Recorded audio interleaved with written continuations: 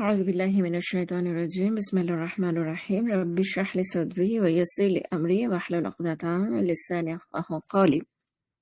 আপুরা আমরা সূরা বাকারার এই 40 and onwards ভার্স গুলো আমাদের জন্য কিভাবে অ্যাপ্লিকেবল সেগুলো নিয়ে আমরা পড়াশোনা করছিলাম, এবং তখন আমরা হচ্ছে মানে স্কলারদের যে করাপশন, স্কলারলি শ্রেণীর যে করাপশন সেটা নিয়ে কথা বলছিলাম। এবং গত পর্বে আমরা হচ্ছে এই গত পর্বে আমরা হচ্ছে নন মুসলিম কান্ট্রিতে থাকার ব্যাপারে যে ফতোয়া গুলো সেগুলো নিয়ে একটু বিস্তারিত আলোচনা করেছি। এবং সেখানে আমি বলছিলাম যে মানে কোরআন এবং সুন্নাহর ব্যাপারে কথা বলার সময় মানে কাউকে জাহান্নামী বলার সময় বা কাউকে মানে ঢালাও ভাবে কোনো মন্তব্য করার আগে আমাদের একটু মানে চিন্তা ভাবনা করা দরকার। বা আমি মনে করি যে আমাদের মানুষকে মানে ডিটেলস বলা দরকার, হোল পিকচারটা বলা দরকার। একটা কোরআনের আয়াত যদি আমরা কোট করি, একটা হাদিস যদি আমরা কোট করি, তাহলে সেগুলার ফুল কনটেক্সট আমাদের বলা উচিত। ঠিক আছে। তো নন মুসলিম কান্ট্রিতে সেটেল হওয়ার ব্যাপারে বা হওয়ার ব্যাপারে আমি লাস্ট যে আর কয়েকটা কথা একটু বলে শেষ করতে চাই। সেটা হচ্ছে যে মানে মানে ধরেন যে ফতোয়াগুলো আমরা দেখবো, বা আমি অনেকগুলো ফতোয়া শুনলাম করার আগে, এই লেকচারটা রেকর্ড করার আগে। তো সেখানে মানে আমার কাছে মানে ওনারা মানে যখন এটাকে একদম আউটরাইটলি হারাম বলতেছেন, এবং আমি আসলে ভেবে পাই না যে কিভাবে ওনারা বলেন যে জরুরিয়ত ছাড়া নন মুসলিম কান্ট্রিতে সফরও করা যাবে না, বা আপনার মানে আপনার কি বলে যে কোনো প্রয়োজন যদি মানে যে প্রয়োজনে আমি যাচ্ছি সেই প্রয়োজনটা যদি মুসলিম কান্ট্রিতে হয়ে যায়, তাহলে আমার নন মুসলিম কান্ট্রিতে যাওয়া যাবে না। মানে এইভাবে যে ওনারা শরিয়ার হুকুমগুলো বলেন, সেগুলোর কিন্তু কোনো কারণ ওনারা বলতেছেন না বা দেখাচ্ছেন না। হ্যাঁ, একটা কারণ ওনারা বলতেছেন যে মানে আমি শুধু শুধু নিজের ইমানকে মানে ট্রায়ালের মধ্যে ফেলবো না। ঠিক আছে, শুধু শুধু আমি আমার মানে কোনো কারণ ছাড়া আমি আমার ইমানকে ট্রায়ালের মধ্যে ফেলবো না। এটা এটা মানে ওনাদের মানে কথাগুলো শুনে আমার কাছে মনে হচ্ছে যে দিস ইজ দ্য রিজন।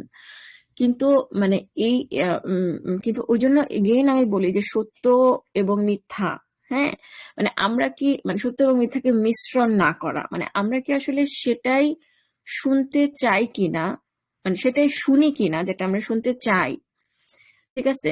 কারণটা হচ্ছে যে মানে আপনার মানে ধরেন ওনারা আমি যেগুলো শুনছিলাম, ওনারা যেগুলো বলতেছেন 30 to 35 ইয়ার্স আগের কথা, এখন কিন্তু সিচুয়েশন ড্রাস্টিক্যালি অনেক চেঞ্জ হয়েছে। মানে ইউএসএ তে মানে খুব কম মানে হ্যাঁ মানে মানে এখন অনেক স্মল স্মল সিটিতেও ইসলামিক স্কুল হচ্ছে, মানুষজন উদ্যোগ নিচ্ছেন। ঠিক আছে, অনেক ভালো কাজ হচ্ছে। এবং মানে ইসলামিক স্কুল মানে আমার মেয়ে সবসময় ইসলামিক স্কুলে গেছে আলহামদুলিল্লাহ, এবং আমি তাদের টিচার কারিকুলাম অনেক কিছু নিয়ে আমি ওভারঅল মোটামুটি সন্তুষ্ট। কিন্তু আমার একটা জিনিস হচ্ছে যে আমি কখনোই মনে করি নাই যে ইসলামিক স্কুল বা এনিথিং একটা মেশিনের মতন, যেখানে আমি ঢুকাবো তারপরে আমার বাচ্চারা প্র্যাকটিসিং হয়ে বের হবে, সেখানে আমার ইনপুট থাকবে না। এটা আমি কখনোই চিন্তা করি নাই। সেজন্য আমি আসলে ইসলামিক স্কুলগুলো থেকে বা যে কোনো থার্ড পার্সন বা এর কাছ থেকে আমার কখনোই অনেক ওভার এক্সপেকটেশন ছিল না। তো সেই জন্য সামগ্রিকভাবে আমি মানে ইলমা স্কুলে যে জিনিসগুলো শিখছে বা ই মানে সেটা আমি মোরলেস আমি এটাতে হ্যাপি। এই কারণে যেটা আমি বললাম যে আমার কখনো ওভার এক্সপেকটেশন থাকে না। আরেকটা জিনিস হচ্ছে যে আমার অবজেক্টিভটা হচ্ছে যে ওরা যেন মানে মানে আইডেন্টিটিটা নিয়ে, ওর মুসলিম আইডেন্টিটিটা নিয়ে ইতে না ভোগে। আপনার মানে ইনফিরিয়রিটি কমপ্লেক্স বা একটা ক্রাইসিসে না ভোগে, যেটা মাইনরিটি কমপ্লেক্স আমরা বলতে পারি, মাইনরিটি হিসেবে বড় হওয়ার যে কমপ্লেক্স বা ক্রাইসিস, সেটা যেন ওকে হন্ট না করে। সেজন্য এখানে ইসলামিক স্কুলগুলো তো অনেক অনেক এক্সপেন্সিভ। তো সেজন্য অন্য যে কোনো কিছুর চাইতে আমি সবসময় এটাকে প্রায়োরিটি দিছি। লাইফ স্টাইলের অন্য অন্য অন্য সমস্ত দিক কম্প্রোমাইজ করে হলেও। এবং এটা আমার কাছে একটা মানে এটা আমার কাছে একটা নন মানে মানে এই লাইনটা আমি কখনোই ক্রস করব না ইনশাল্লাহ। আল্লাহ মানে আমাকে যেন তৌফিক দেন। কিন্তু মানে এটা আমার কাছে একটা বিগ নো জোন যে আমার বাচ্চারা হাই স্কুলে যাবে, মানে পাবলিক স্কুলে যাবে at the beginning of their life. ঠিক আছে, অনেকে হাই স্কুলে গিয়ে দেয় যে তারা মনে করে যে তখন তাদের হয়তো বা সেই স্ট্রেংথটা আসছে যে তারা এই জিনিসগুলো ডিল করতে পারবে, উল্টা তারা ওখানে গিয়ে দায়ী হবে, এরকম কেস আমি জানি। আলহামদুলিল্লাহ তারা চমৎকার ভাবে ইসলামিক স্কুলের একটা প্রোডাক্ট হয়েছে, হয়ে তারা হাই স্কুলে গিয়ে উল্টা দায়ী হয়েছে, এরকম কেস আমি জানি। তখন পর্যন্ত আমি ইউএসএ তে বা এই কান্ট্রিগুলোতে থাকবো কিনা এটা আমি জানি না, তখনকার সিচুয়েশন আলাদা। কিন্তু আমি যেটা বলতেছি যে আমাদেরকে একটা জিনিস আমাদেরকে একটা জিনিস অ্যাকনলেজ করতে হবে, সেটা হচ্ছে যে আমরা যা বলতেছি, যেগুলোর উপর আমরা শরিয়া রুলিং আরোপিত করতেছি, সেগুলো হচ্ছে অ্যানেকডোট বেসড এক্সপেরিয়েন্স। এবং এইটা কখনো শরিয়া রুলিং এর ভিত্তি হইতে পারে না, অ্যানেকডোটাল এভিডেন্স। অ্যানেকডোটাল এভিডেন্স আশা করি আমরা বুঝি যে কারো মানুষের লাইফের ইনসিডেন্স। ঠিক আছে, কারণ অ্যানেকডোটাল এভিডেন্স আপনি সব ধরনের পাবেন। I know of many many people যারা ওয়েস্টার্ন কান্ট্রিতে এসে আইডেন্টিটি ক্রাইসিসের সম্মুখীন হয়ে তারা ইসলামকে আঁকড়ে ধরছে, তারা প্র্যাকটিসিং হয়েছে, প্রচন্ড রকমের প্র্যাকটিসিং হয়েছে। তারা ইসলামের এসেন্স বুঝতে পারছে ওয়েস্টার্ন কান্ট্রিতে এসে। তারা বলে যে আমি যদি বাংলাদেশে থাকতাম তাহলে আমি সবসময় এটাকে কালচারাল মুসলিমই আমি থাকতাম, আমি কোনোদিনও আমি এই জিনিসগুলো বুঝতাম না। সেটা থেকে কি আমি বলতে পারি যে আসেন আমরা দলে দলে সবাই ওয়েস্টার্ন কান্ট্রিতে মুভ করি, কারণ হচ্ছে ই করার জন্য, দিনের এসেন্স বোঝার জন্য? Definitely not. আমরা বুঝতে পারতেছি, রাইট? আমি এমন মানুষ জানি যে যারা এই দেশে এসে হয়ে গেছে, ঠিক আছে, এই দেশে এসে তারা ডিরেইলড হয়ে গেছে একেবারেই। হ্যাঁ, তারা বাংলাদেশে রোজার মাসে তাও সামাজিক প্রেসারে রোজা রাখতো, এখানে এসে তারা রোজা রাখা ছেড়ে দিছে, অ্যালকোহল খাইতেছে, নন মুসলিম, রাইট? এরকম আমার ভেঙে ভেঙে বলার দরকার নেই, there are many instances। আচ্ছা, তো তাহলে আমি কি বলতে পারি যে আপনারা কেউ জীবনে কখনো ওই যেটা বললাম যে সফর করাও নিষেধ? No, I should not tell this. ঠিক আছে, তো আমাদেরকে, এবং আরেকটা জিনিস হচ্ছে যে এমন মানুষদের কাছ থেকে আমরা ওয়েস্টে থাকার ব্যাপারে রুলিং না নেওয়া উচিত যারা কখনো ওয়েস্টে আসেই নাই।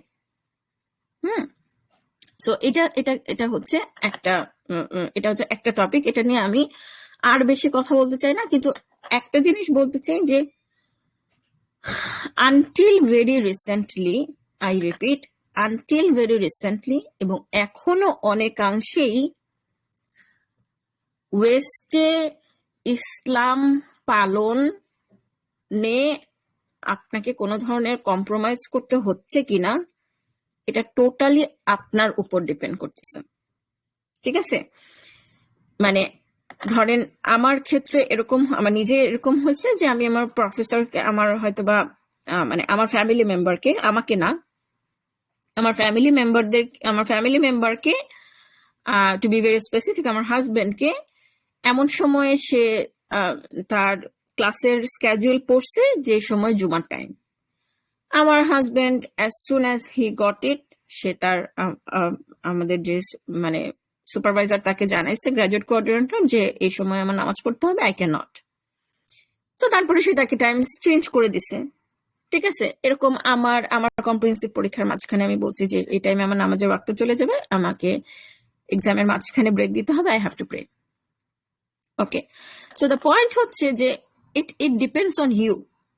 আবার আমি এমন মানুষও জানি যারা সপ্তাহের পর সপ্তাহ জুমার নামাজ পড়ে না, কারণ সেই সময় তার সুপারভাইজারের সাথে মিটিং থাকে এবং সে out of fear, out of hesitation, out of what I don't know, সে কখনো তার সুপারভাইজারকে বলেও না যে এই সময় আমার নামাজ থাকে।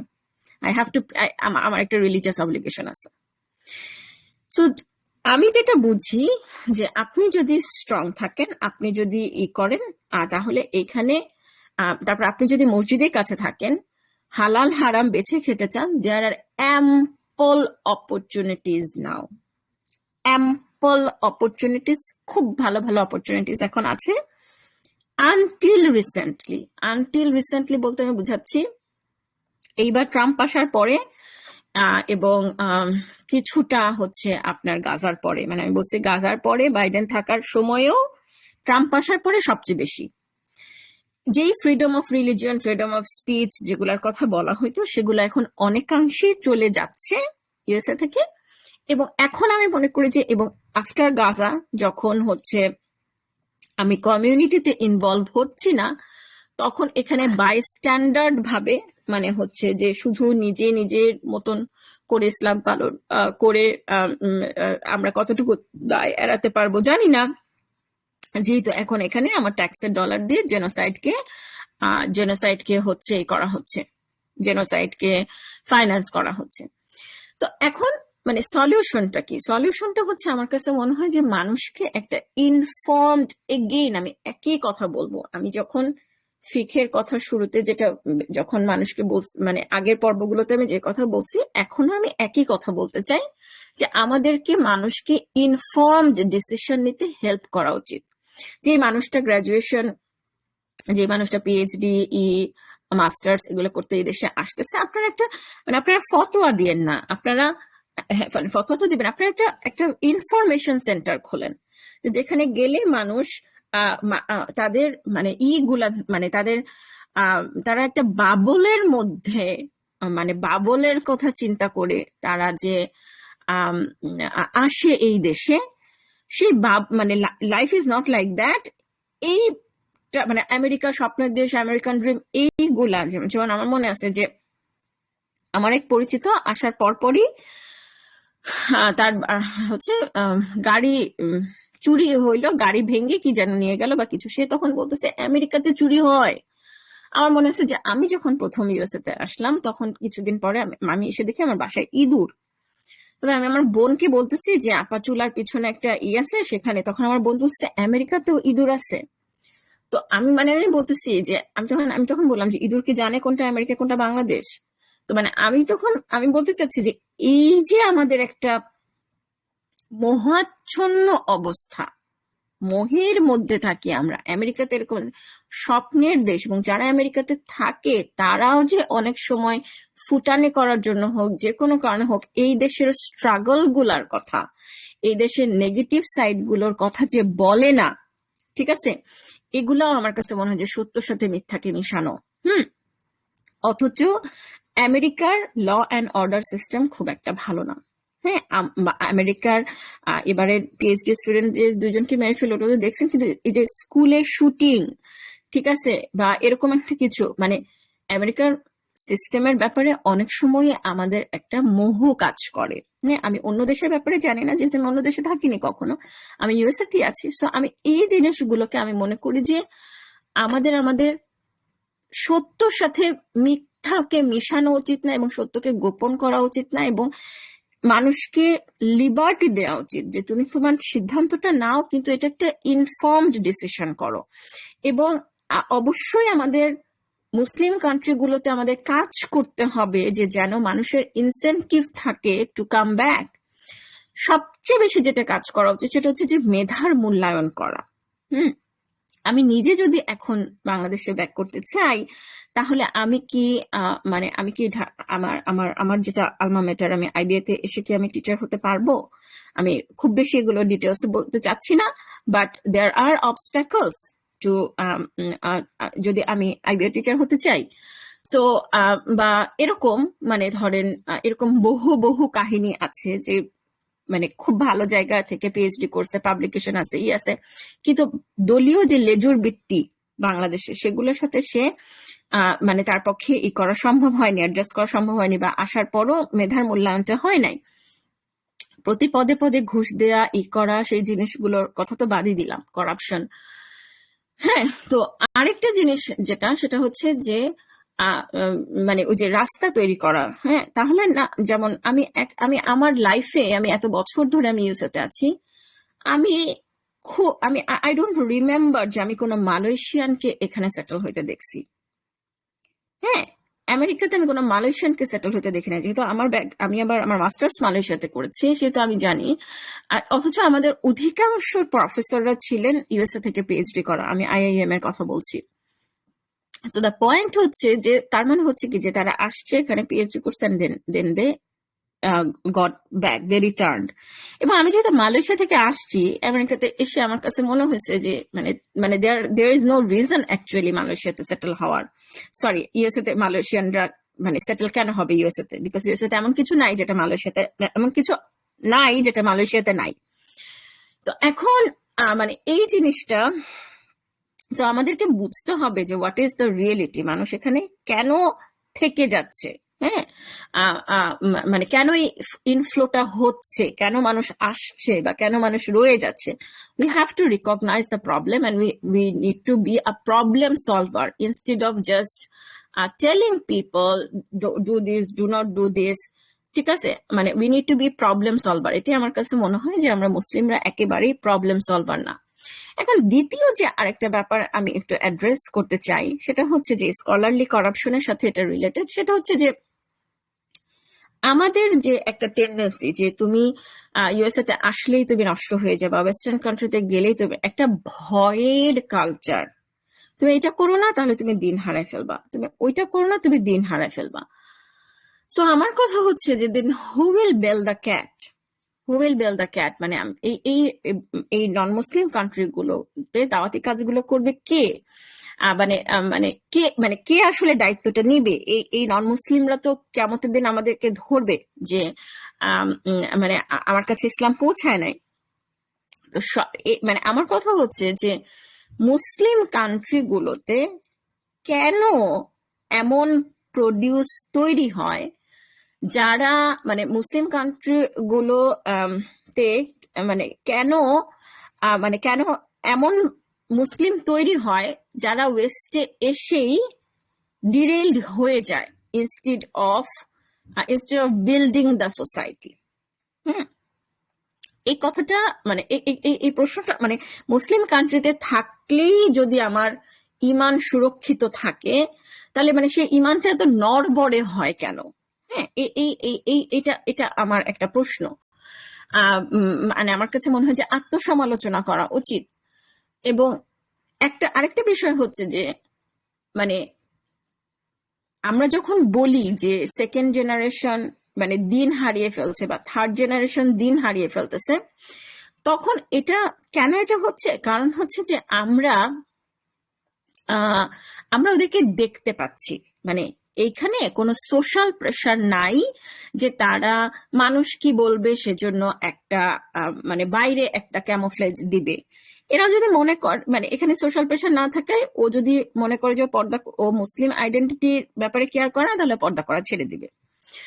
ও যদি কেয়ার না করে, যে রিলিজন কেয়ার না করে, তাহলে ও গিয়ে ওর একটা নন মুসলিম কলিগকে বিয়ে করে মানে মানে থাকা শুরু করে, মানে বিয়ে করবে বা বিয়ের আগেই থাকা শুরু করে দিবে।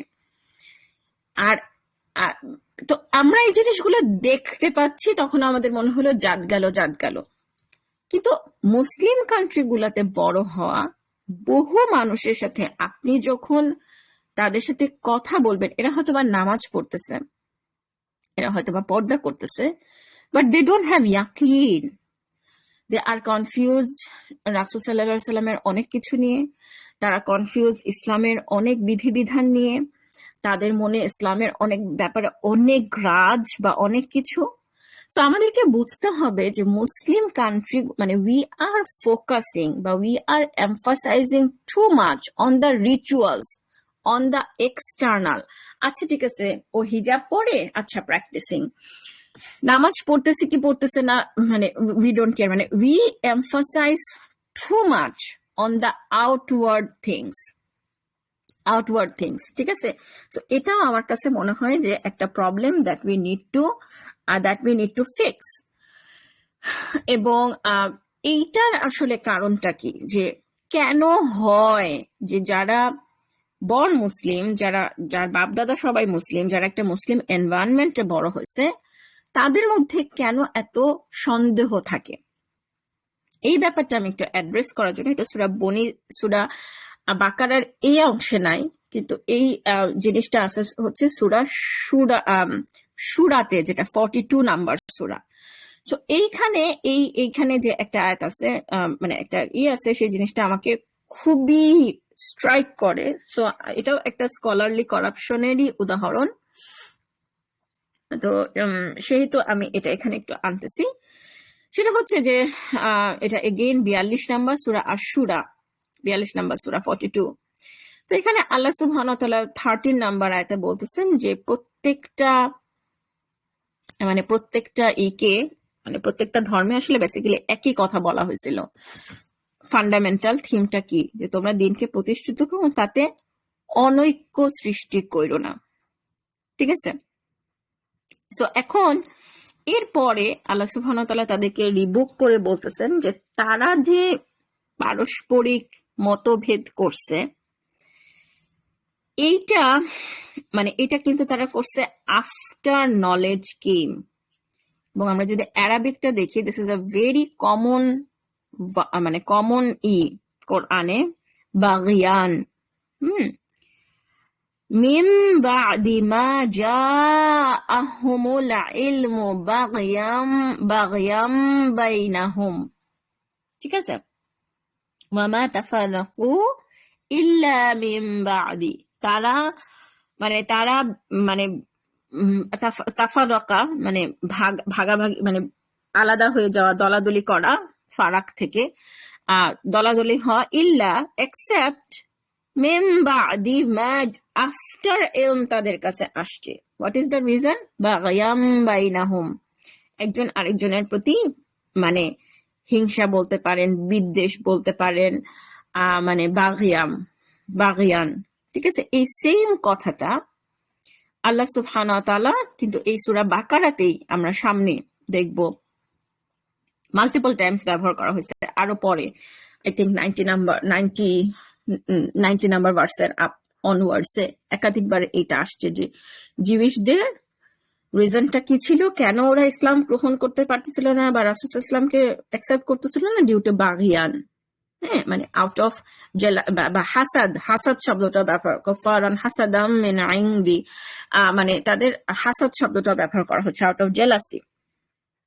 তো এখন তো এইটা আমাদেরকে দেখেন যে, আমি আবার সূরার ওই আয়াতটাতে যাচ্ছি, যে আল্লাহ সুবহানাহু ওয়া তাআলা বলছেন যে সো, এবং এই কথাটা সূরা বাকারাতেও আছে, আমি মনে হয় 100 সামথিং, এই মুহূর্তে মনে পড়তেছে না, 117 না, আরেকটু আগে, এরকম 115 116 কোন একটা আয়াতে, আমরা যখন ওই জায়গায় আসবো তখন আবার আমরা দেখবো ইনশাআল্লাহ। সূরা বাকারাতে একই কথাগুলো আছে। সো আমি যে খুব ট্যানজেন্টে যাচ্ছি সেটা না, আমি সূরা বাকারেরই একটা থিম, আরেকটা সূরা, যে সূরাটার একটা থেকে আমি বলতেছি যে মানে মানে মানে তাদের মতভেদ, এবং তার মানে হচ্ছে যে they are obsessed with disagreement among them, এবং তারা হচ্ছে, মানে এটা হচ্ছে স্কলারদের কথা, মানে যাদের কাছে জ্ঞান আছে, দে আর অবসেসড উইথ ডিসএগ্রিমেন্টস। এবং আল্লাহ সুবহানাহু ওয়া তাআলা বলতেছেন, মানে এত কঠিন একটা কথা, মানে এই যে দিনের ব্যাপারে ডিসএগ্রিমেন্টটাকে আমরা এত সহজ বানাই ফেলছি, যে কোন ঘরানার, যেমন ধরেন আমি যে এই যে নন মুসলিম কান্ট্রিতে সফর করা নিষেধ বা এগুলো আমি যখন বিভিন্ন ফতোয়াগুলো শুনতেছিলাম, তখন আমার কাছে মনে হচ্ছে, ও আচ্ছা, সৌদি ঘরানার আলেমরা এইভাবে কথা বলেন, ও আচ্ছা, অমুক হচ্ছে ওয়েস্টে আছে, সে আবার বলতেছে একটা ডিফারেন্ট ফতোয়া। মানে আমি বলতেছি যে আমি নিজেই নিজের অজান্তে আমি এরকম ক্লাসিফিকেশন গুলা করতেছিলাম, এবং এই ক্লাসিফিকেশন গুলার সম্মুখীন আমি নিজেও হই, বা আমি নিজেও হয়তো নিজের অজান্তে করি, যদিও বা আমি এটার এগেনস্টে কথা বলি। কিন্তু আমি যেটা বললাম যে আমি পুরো একটা সিরিজ লিখছি এটার পর, সতর্কীকরণ কালচার, যে এই স্কলারের কথা শোনা যাবে, এ স্কলারের কথা শোনা যাবে না, এবং the list gets updated all the time. অমুক গ্রিন সিগন্যাল, অমুক ব্ল্যাক লিস্টেড, তমুক গ্রিন লিস্টেড, হোয়াইট লিস্টেড, অমুক পথভ্রষ্ট, তমুক মানে this is what Muslims are all about. অমুকের বই পড়া যাবে, তমুকের বই পড়া যাবে না, অমুকের কথা শোনা যাবে, তমুকের কথা শোনা যাবে না, অবসেসড উইথ ডিসএগ্রিমেন্ট। এবং এটার ব্যাপারে আল্লাহ সুবহানাহু ওয়া তাআলা বলতেছেন যে যদি তাদেরকে নির্দিষ্ট সময় দেওয়ার অবকাশ দেওয়ার সিদ্ধান্ত না থাকতো, তাহলে ফয়সালা হয়ে যেত, মানে একদম আযাব চলে আসতো। ঠিক আছে, এখন এইটার কনসিকুয়েন্স কি? What is the impact of this on the general people? এটা কিন্তু খুব প্রোফাউন্ড একটা কথা আপুরা। আমি জানি না যে আপনারা কতটুকু ফিল করতে পারতেছেন এটার ইম্পর্টেন্সটা বা এটার রেলিভেন্সটা। সেটা হচ্ছে যে যখন স্কলাররা আর অবসেসড উইথ ডিসএগ্রিমেন্টস, এবং তারা কন্টিনিউয়াস অমুককে খারিজ করতেছে, তমুককে লেবেল করতেছে, সহনশীলতা থাকতেছে না, তখন এটার impact on the general people হচ্ছে দে আর ইন শক। তারা অস্বস্তিকর একটা সন্দেহে আছে। ওয়া ইন্নাল্লাযীনা উরিসুল কিতাবা, যারা ইনহেরিট, ওয়ারিস আমরা বলি না, সেই একই শব্দ, যারা কিতাব ইনহেরিট করছে, মিন বা'দিহিম লাফি শাক্কিম মিনহু মুরিব, তারা একটা অস্বস্তিকর সন্দেহে পতিত হয়ে আছে। দে আর ইনা মানে তারা একটা অস্বস্তিকর সন্দেহের মধ্যে পতিত আছে। যে জিনিসটা আমি যেটা আগে বললাম যে মুসলিম কান্ট্রিগুলো আসলে কেমন মুসলিম প্রডিউস করতেছে, they are in shock, they are in doubt.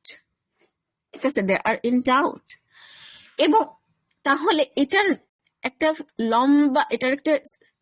এটার একটা সিগনিফিকেন্ট দায় বর্তায় হচ্ছে স্কলারদের উপরে, যে তারা যখন নিজেরা এরকম মারামারি, কাটাকাটি, ছোটলোকি করতে থাকেন, তখন তখন হচ্ছে মানে এই জন্য আমি আমার সতর্কীকরণ কালচার লেখাটার শুরুতেই বলছি যে ইসলামে আসার পর যখন একটা মানুষ ইসলাম প্র্যাকটিস করতে শুরু করে, তখন তার প্রথম কনফিউশনটা এটাই থাকে যে কোন তরিকাটা রাইট, কোন দলটা রাইট, কোন মতটা রাইট, কোন স্কলার রাইট, আমি কার কথা শুনবো, কার কথা শুনবো, এটা বের করতে করতেই আমাদের আর নলেজ আর গেইন করা হয় না। হ্যাঁ, তো এইটুকুই। আর স্কলারলি ট্র্যাডিশন, স্কলারলি কারাপশন নিয়ে আমি আর অল্প কিছু কথা বলেই আমরা শেষ করে দিব এই টপিকটা ইনশাআল্লাহ। বাট আমার আল্লাহ নোজ দ্য বেস্ট। আমি নিজে এই ব্যাপারগুলো নিয়ে অনেক স্ট্রাগল করেছি, অনেক সাফার করেছি, এবং আমি কখনো কাউকে এগুলো ভেঙে ভেঙে বলতে শুনি নাই। তো সেই জন্য আমি এখানে চেষ্টা করলাম যে জিনিসগুলো একটু ভেঙে ভেঙে বলার জন্য, যে কেন আসলে মানে মানে কি হচ্ছে। যারা যারা অন্ধভাবে কোনো কিছু ফলো করতে চান না, তারা হয়তো বা উপকৃত হবেন। আর যদি আমার কোনো ভুল থেকে থাকে তাহলে অবশ্যই সেটা আমার কাছে জানানোর অনুরোধ থাকলো। জাযাকুমুল্লাহ খায়রান শোনার জন্য। আসসালামু আলাইকুম ওয়া রাহমাতুল্লাহি ওয়া বারাকাতুহু।